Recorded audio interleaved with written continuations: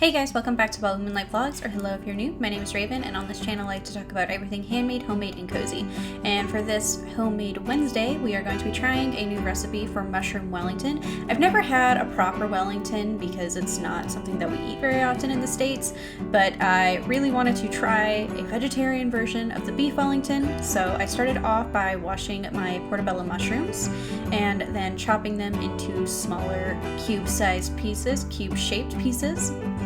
I went for about bite size, but they do get a little bit smaller when you cook them down, so I wasn't too worried about it, just trying to make them cookable, I guess.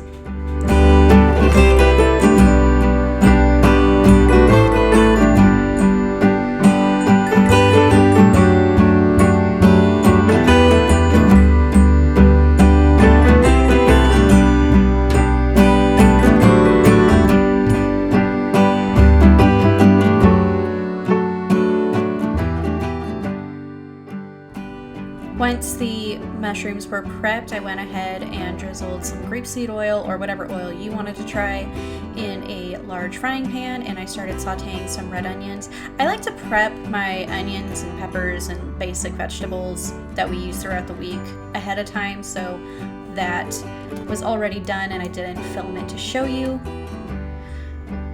I went ahead, cooked down the onions, made sure that they were nice and soft.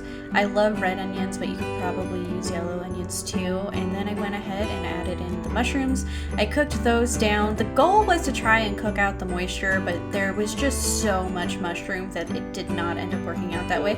But I still had a fix around it, so don't you worry. But I went ahead, sauteed in the mushrooms, and I love mushrooms, so I'm really excited with how this recipe came out. This is probably not a non-mushroom lover friendly recipe, but my friends who don't like mushrooms have been messaging me saying that it looks delicious and that they wished that they had had it. Even though most of them are not loving towards mushrooms like I am. Once the mushrooms were cooked down, I added in a lot of spinach. Always add more spinach than what you think you're going to need, because spinach likes to do a disappearing act, which is upsetting because it feels like abandonment. But anyways, I added in a lot of spinach, and once the spinach was cooked down enough, I started adding in spices, and I also added some Worcestershire sauce. Nope, not gonna try that one again.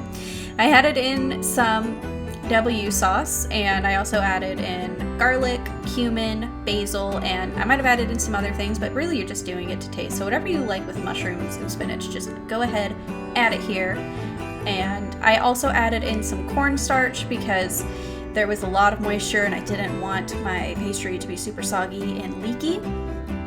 I let the mixture sit in the freezer for a little while. I didn't chill it enough, but I still tried to chill it and get it nice and cold so that it wouldn't ruin our puff pastry layers. I went ahead, started the oven according to the directions on my puff pastry. I was not about to try and make puff pastry from scratch. My kitchen does not have a lot of work surface, so we're doing it with store-bought puff pastry, which just makes it a little bit easier, like a lot of it easier. I added the filling in and tried to get it all nice and centered, sort of like a log.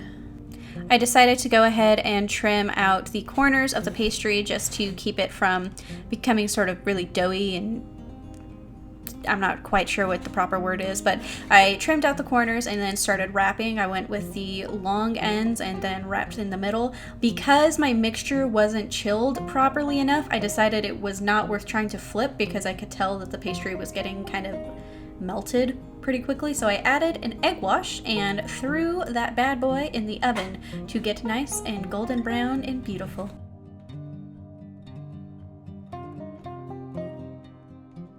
Personally, I think that mine could have used a little bit of more of a bake, but it was still really delicious. The filling was really nice and savory, and it was a really great vegetarian meal. My fiance doesn't do a lot of vegetarian food, but this was one of his favorite options that I've made that didn't involve a meat substitute. I paired it with honeyed sweet potatoes, which were delicious on their own, and that was it. I hope you guys enjoyed this video. Please make sure to hit subscribe, and don't forget to find the magic in the small things. I'll see you guys on Friday. Bye.